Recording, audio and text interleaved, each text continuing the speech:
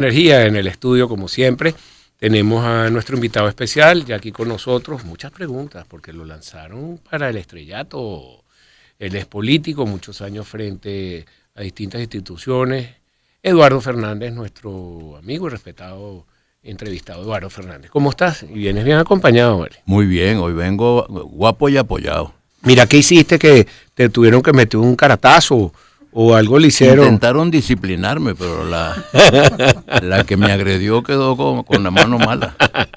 Así me disparó un derechazo y quedó con la mano derecha averiada. Tu señora esposa siempre bienvenida al programa y siempre que está contigo y te pela los ojos, así sea por detrás, tú la sientes que... No, Eduardo, yo la siento, entonces corrijo lo que estoy diciendo. Bueno, mira, tenemos como una especie de coyuntura política económica en el país. Así es. Y hay diferentes escenarios, me pareció muy positivo los acuerdos de Barbados, eso fue en octubre, pero de ahí se desataron una cantidad de cosas y venían también las elecciones primarias y entonces una polémica ahora también con Guyana, las relaciones con Estados Unidos, o sea que tenemos que ver cómo tamizamos todo esto. Muchos temas, nacionales y Guyana, e internacionales. Y todo el tema de Guyana, que está uniendo un poco a la nación porque todos tenemos que estar unidos por ese tema. Claro, digo yo. Por cierto que muy bien lo que dices, ¿no? Yo creo que el tema de la reclamación de Venezuela, de sus legítimos títulos sobre el territorio Esequibo, es un tema de interés nacional, como tú lo has dicho muy bien. Y por tanto no debe ser tema partidista, de conflicto, gobierno, oposición, o de partido de izquierda, partido de derecha, no. Todos los venezolanos tenemos que estar unidos en el propósito de hacer valer los derechos absolutamente incuestionables que tiene Venezuela sobre ese territorio. Yo tengo una diferencia con el gobierno, porque el gobierno intenta un referéndum consultivo que yo considero que es dos cosas. Primero, innecesario, porque la Constitución establece claramente la responsabilidad que tiene el presidente de la República, especialmente en su carácter de comandante en jefe de la Fuerza Armada, de defender la integridad del territorio nacional.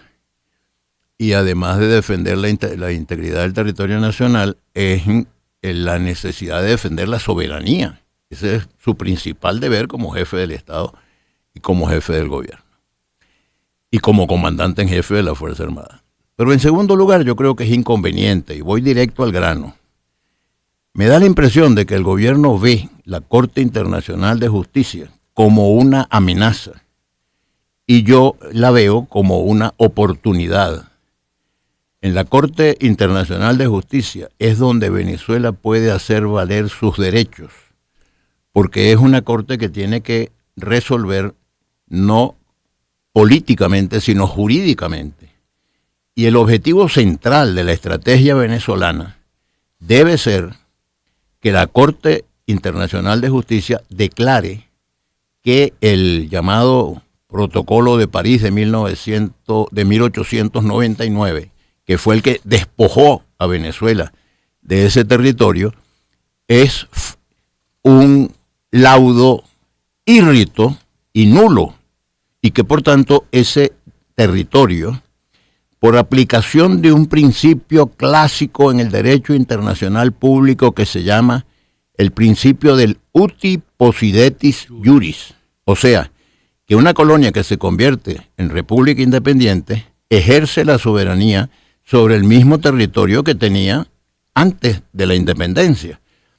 El territorio de Venezuela, de acuerdo con todos los mapas, con toda la cartografía, con todos los elementos de juicio, el territorio de la Capitanía General de Venezuela, nosotros nunca fuimos una virreinato. Virreinato era Lima, virreinato era Buenos Aires, virreinato era Bogotá, era México. Pero Venezuela era una Capitanía General. Y la Capitanía General, los mapas incluyen el territorio Esequibo claramente. ¿Qué pasó? Que en un momento determinado, el imperio más poderoso del mundo en el siglo XIX, que era el Imperio Británico, empezó a extender su frontera. Y los venezolanos estábamos distraídos en una de esas famosas revoluciones a las que somos tan aficionados. Estaba ingresando la llamada Revolución Liberal Restauradora, encabezada por Cipriano Castro, en la frontera occidental de Venezuela. Y los ingleses dijeron, nada, esta es la oportunidad de meternos. Y lo que querían los ingleses, por cierto, era llegar hasta las bocas del Orinoco.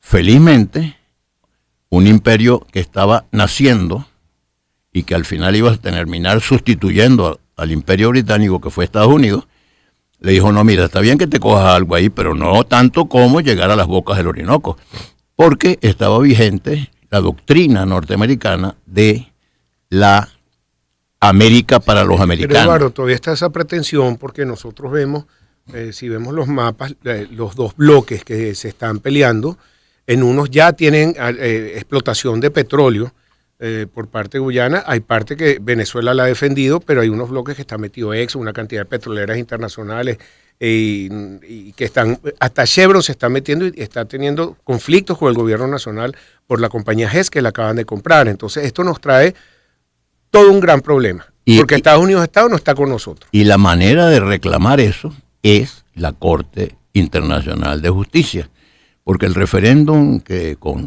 convoca el gobierno puede sacar 20 millones de votos. Eso a la Corte Interamericana no le importa nada. Eso es verdad. A la Corte Internacional de Justicia. Porque la Corte Internacional de Justicia va a decidir conforme a derecho, no conforme a que hay 20 millones de un lado y 170.000 personas del otro. Entonces me parece que estamos abandonando un escenario que es fundamental.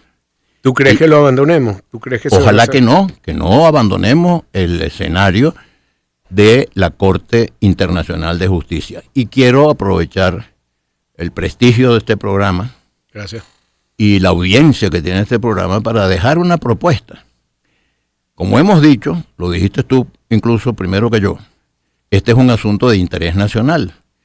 Yo le recomendaría, con todo respeto al presidente Maduro, que convoque una comisión del más alto nivel, diplomático, técnico, jurídico, científico. Tenemos gente brillante que ha estudiado este problema muy a fondo, como por ejemplo el profesor Héctor Faúndez, que es profesor de Derecho Internacional Público en la Universidad Central de Venezuela, como por ejemplo Alan Randolph Brewer Carías, Randy Brewer, que estudió esta materia y tiene opiniones muy importantes, como por ejemplo Sadio Garavini, que fue embajador de Venezuela en Guyana, como Milos Alcalá y como Emilio Figueredo.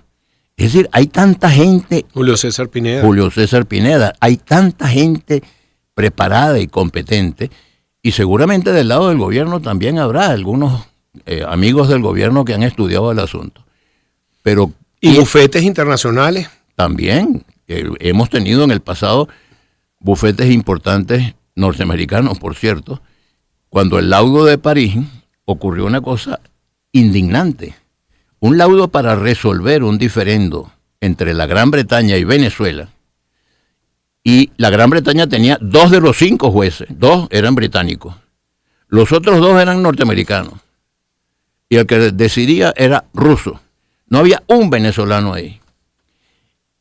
Ese laudo fue denunciado por mucha gente, entre otros un abogado norteamericano, Martens. No, Martens era el magistrado ruso que formó parte del Tribunal Arbitral de París de 1899. Pero testimonios existen del despojo brutal, del atropello que se hicieron a un pequeño país llamado Venezuela por parte del gran imperio británico. Lo que pasa es que después los británicos le dieron la independencia a Guyana, y entonces parecía como una relación entre una gran potencia llamada Venezuela y una pequeña colonia. Pero la cosa está planteada en términos que yo creo que sería bueno, una política de unión nacional de todos los venezolanos para defender los títulos de Venezuela sobre el territorio Esequibo. Claro. Eduardo, tengo que ir un momento a una pausa, regreso contigo. Y lo espero aquí al regreso. Mira, pero vamos a hablar de los acuerdos de lo que se hizo en Barbados, que puede ser algo buenísimo para el país, de crecimiento económico, pero no sabemos si nos los van a seguir aguantando o no. Vamos a ver. 5:49, vamos a un momento de publicidad, les voy a hablar. Espacios para convivir. Circuito Éxitos.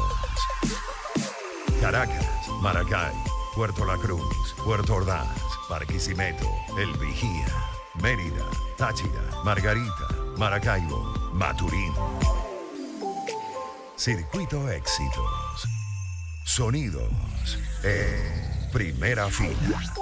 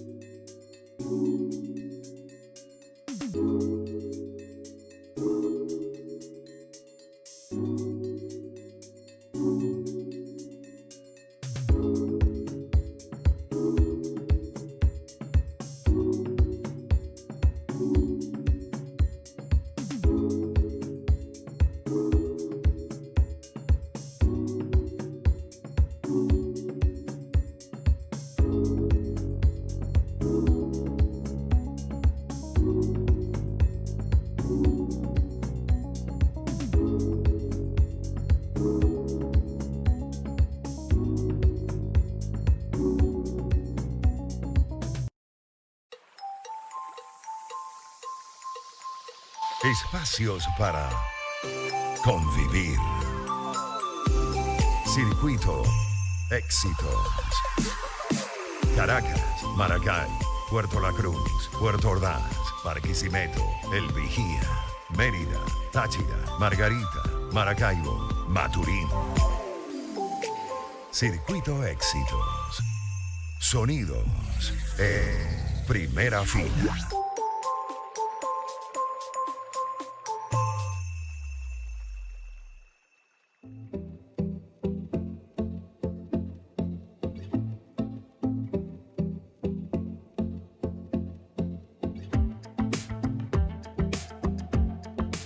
aquí con nuestro invitado especial, Eduardo Fernández, hablando de política. Vamos a estirar un poquito de esta conversación, Eduardo, para darte unos minutos después de la pausa, pero quedamos pendientes del tema de los acuerdos de Barbados.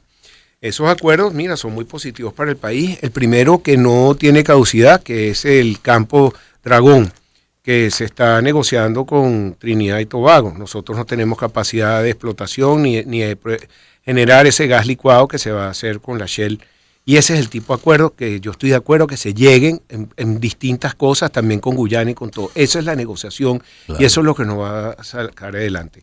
Pero el acuerdo de Barbados fue escrito, quienes lo llevaron, todavía es muy secreto, no, es como general para que no se pueda interpretar mal las cosas. Ahí están llevando esto a la situación política, donde se dice que si no habilitan a los candidatos, entonces se caen los acuerdos de 6 meses que le están dando posibilidad a todos los negocios de oro, de petróleo, que son importantes. Lo que se ha visto por los analistas es que puede crecer, un crecimiento económico que este año va a estar de 0 a 1%, al año que viene 10%. Y todo lo que la gente habla, pobrecito los maestros, pobrecito la gente, ¿de dónde va a venir entonces el dinero? Entonces quería tu valiosa opinión. Bueno, comienzo para ser también muy directo y muy sintético, diciendo lo siguiente. Siempre me he pronunciado en contra de las sanciones. A mí me parece que este fue un instrumento muy negativo y muy gravoso sobre el pueblo venezolano, la nación venezolana. Siempre he estado en desacuerdo con las sanciones. De modo que sí, en Barbados se está avanzando en la dirección de levantar las sanciones, me parece muy positivo. Segundo, siempre he estado en contra de las inhabilitaciones de los candidatos o de los líderes políticos, porque la inhabilitación es una medida extremadamente grave que solo puede entenderse como consecuencia de un juicio en el cual el afectado tenga todas las garantías y todos los derechos de lo que llamamos en derecho el debido proceso, la defensa, la presentación de sus argumentos, etcétera. No puede ser ya hasta una sentencia que un funcionario de una instancia administrativa resuelva arbitrariamente y sin escuchar a las partes inhabilitar a un candidato. De modo que ese intercambio de sanciones por inhabilitaciones, a mí me parece que las inhabilitaciones no deben existir y que ojalá se levanten y desaparezcan para siempre. Y me parece que las sanciones ojalá se levanten y se desaparezcan para siempre. Ahora, hay una diferencia cualitativa muy importante en este momento. Y es que antes las sanciones afectaban al gobierno venezolano nada más. Ahora afectan al gobierno venezolano y a la nación venezolana, pero afectan también a los Estados Unidos. Porque resulta que como consecuencia de los eventos en la geopolítica universal, Estados Unidos tiene necesidad de asegurarse suministro confiable de petróleo, porque está metido en un conflicto bélico en el Medio Oriente y un conflicto bélico que no termina nunca entre Rusia y Ucrania, y además una tensión con China y unos hechos concretos en Siria. De modo que Estados Unidos está metido en un brete muy serio y necesita desesperadamente garantizarse un suministro de petróleo, de energía, para el desarrollo de su política. Y necesita más oferta de petróleo porque los precios subieron tanto que le está afectando el precio de la gasolina y le está afectando la inflación. Y le está pegando la inflación, y la inflación tiene que subir las tasas es el primer y a la bolsa, enemigo del propósito del presidente Biden de ser reelecto. Sí. Ahora, vienen elecciones en los Estados Unidos, pero ya los republicanos, que apoyan por supuesto Trump es republicano, están pidiendo más sanciones para Venezuela, y que entonces ¿cómo vamos a quedar ahí? Vamos a echar todo esto para atrás. Por eso yo creo que nosotros deberíamos cultivar en Venezuela una política de Estado, así como la debemos cultivar en relación con la reclamación venezolana en el territorio Esequibo. Debería haber una política de Estado para llevar adelante estas negociaciones que conduzcan a respetar los principios democráticos, eliminando las inhabilitaciones, y también respetar el progreso y el desarrollo económico del país, eliminando las sanciones. Bueno, muy bien, tengo que hacer una pausa y regresamos con el doctor Eduardo Fernández. Aquí lo esperamos. Vamos a hacerte una pregunta ahí. Y ya regresamos. No, porque yo oí en un programa que te lanzaron para la presidencia y caramba. Nadie dijo nada, más bien te aplaudieron, así que me vas a hablar ahorita de ese tema. 5:59, ya regresamos con más para ustedes, Pensini con todo, circuito éxitos.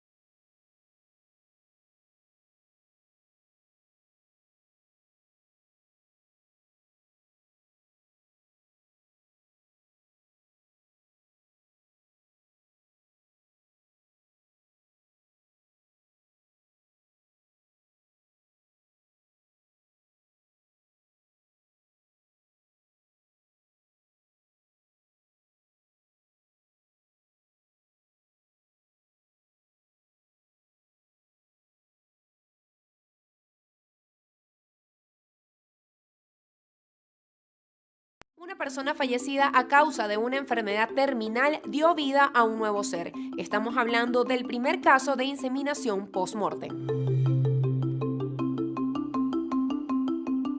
La inseminación post-mortem es realizada con los gametos de alguno de los dos progenitores o ambos fallecidos. Es decir, los óvulos o el semen provienen de una persona muerta al momento de esa fecundación y que han sido obtenidos del individuo aún con vida y conservados en los tanques de un laboratorio de fecundación in vitro. Ángela Ferreira protagoniza esta historia. Lideró una batalla en Portugal para legalizar la inseminación post-mortem después de que su marido Hugo falleciera de cáncer en 2019 y habiendo dejado por escrito su deseo de que su compañera pudiera concebir un hijo con el semen que criopreservó todavía en vida. Es así como el pasado 16 de agosto nació Guillermo. Desde que su esposo falleció, Ángela se enfrentó a una dura propuesta ante el Parlamento. En las 3 cosas que debes saber, te contamos por qué hay obeliscos por todo el mundo, algunas características de los pulpos y algunos datos curiosos sobre los rayos.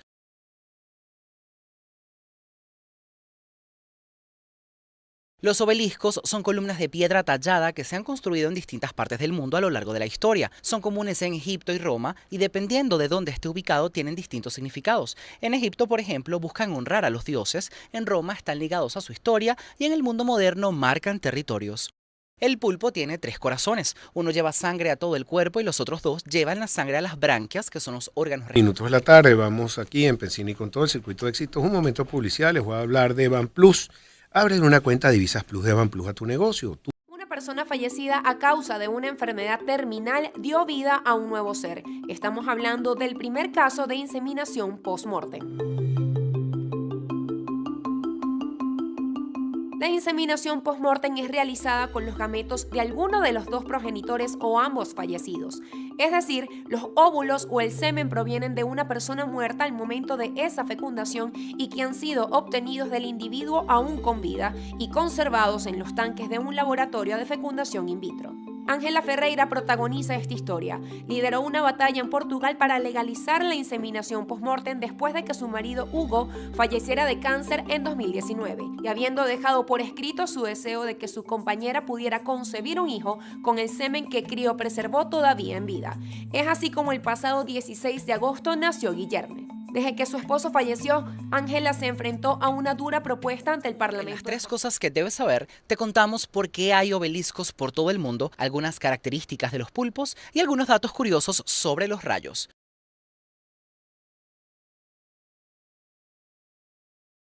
Los obeliscos son columnas de piedra tallada que se han construido en distintas partes del mundo a lo largo de la historia. Son comunes en Egipto y Roma y dependiendo...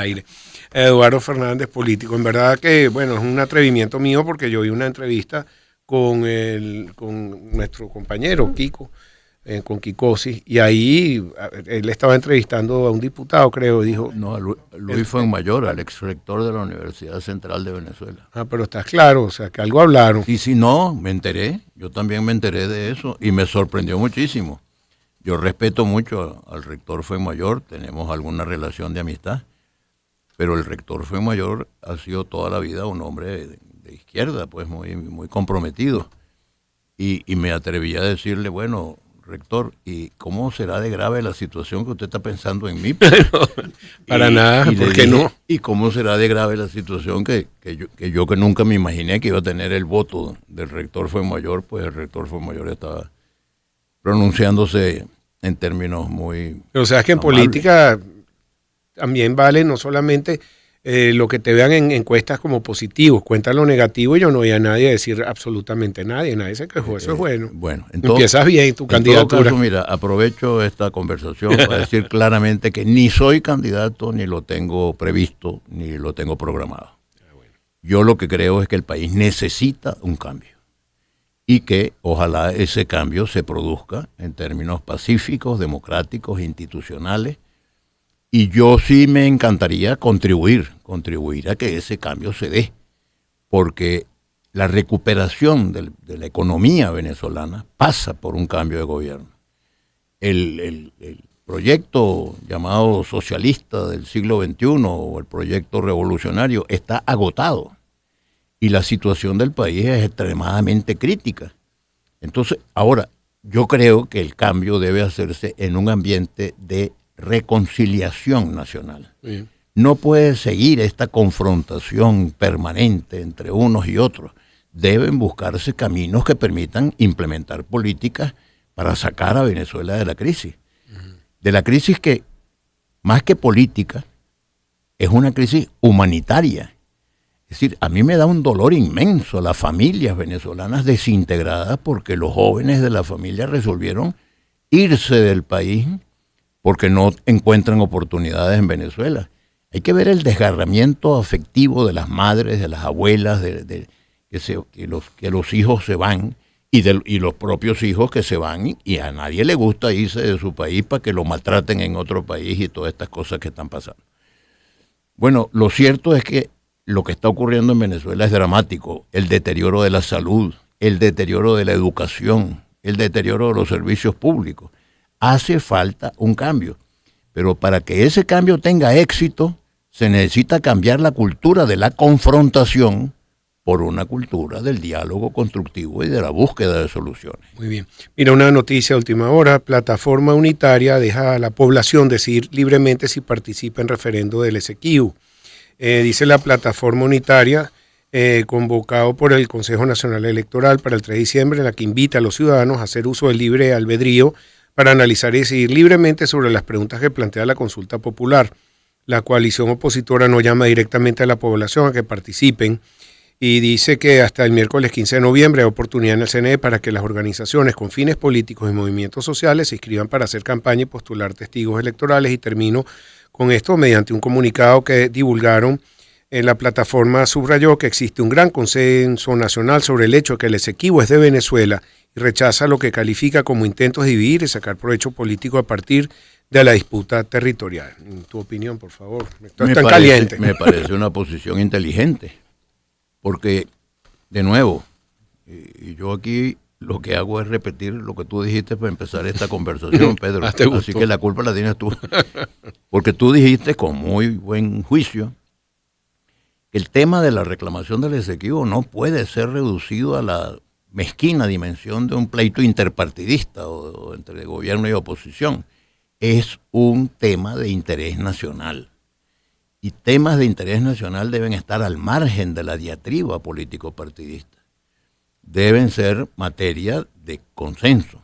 Por eso insisto, qué bueno sería que el presidente Maduro hiciera llamar a gentes como Héctor Faúndez, como Randy Brewer, como Emilio Figueredo, como Sadio Garavini, como Milos Alcalay, como Rocío San Miguel, es decir, como Ramón Escobar León, que son gentes que han estudiado este asunto. Ese staff, ese line-up, para decirlo en términos deportivos, de especialistas y de juristas. Estoy seguro que no lo tiene la República Cooperativa de Guyana porque ellos, entre otras cosas, no tienen razón. Si nosotros tenemos ese staff porque tenemos razón, porque todos los títulos están a favor de nosotros. Yo añadiría a ese staff que tú estás diciendo algunos expertos en gas, petróleo, oro, que sea experto también en lo que son las aguas territoriales, claro, lo que significa la dimensión de ingresos que sería para Venezuela, porque el petróleo que hay ahí es prácticamente ya listo. Es un petróleo. Sin embargo, yo hablaría menos de eso, porque el problema es que con riquezas o sin riquezas, ese territorio es nuestro. Después hablamos, a lo mejor incluso podemos llegar a conversar con nuestros vecinos, con quienes debemos tener buenas relaciones. Pero ha sido pésima, o sea, la diplomacia ha sido claro, por el piso de ambos lados. Ha sido muy negativa, pero yo creo que en este momento se impone una solución que no deje heridas entre ese país, que es un país nuevo, y nosotros los venezolanos, sino que haya posibilidades de explorar cooperación. Por cierto, que cuando tú hablas de Exxon y de Chevron, que están aliados porque compraron GES. Resulta que la Exxon está aliada con una compañía china. De la de la República Popular. Suena como se dice PC. La CPC. La República Popular China, que creo que además es accionista mayoritario en el proyecto en las aguas en discusión frente a la Guayana Esequiba. De modo que también... Sí, pero tú dices que hay que poner la parte económica de lado, pero creo que si se llegan a algunos arreglos, por lo menos diplomáticos, como lo que pasó con el Campo Dragón, que están haciendo, yo creo que es una solución salomónica. Claro. Sin nosotros perder nuestro... De territorio me parece que no debemos negociar nada. De petróleo, de oro, de riqueza y tal, podríamos conversar y hacer cosas. Bueno, eso estaría entre los asesores, las personas que sean consultadas. Eduardo, se nos acabó el tiempo. Bueno, pero no sabes cómo he disfrutado de esta conversación. Yo siempre disfruto mucho de tu presencia aquí gracias. Y de tu guía. Muchas gracias. Lamentablemente, bueno, tenemos unos meses para convencerte que te lance de candidato. Antes, por cierto, cuando la situación económica del país era más próspera, a mí me obsequiaban café aquí, pero ahora ni... Tenemos café o sole, no pediste. Y de casualidad. No, un agua fría. Bueno, muchas gracias. Fuerte abrazo, no, pero te tenemos una invitación a la estancia. Ya te lo ofreció el señor Anzón. Muchas gracias y gracias a tu señora esposa que con el brazo como se lo rompiste, así todo vino. No, se lo rompí yo, lo rompió ya solita contra ti. Está bien. Bueno, muchísimas gracias. Era Eduardo Fernández, político. Nosotros vamos a escuchar este tema, te lo dedico. Barry White con Let the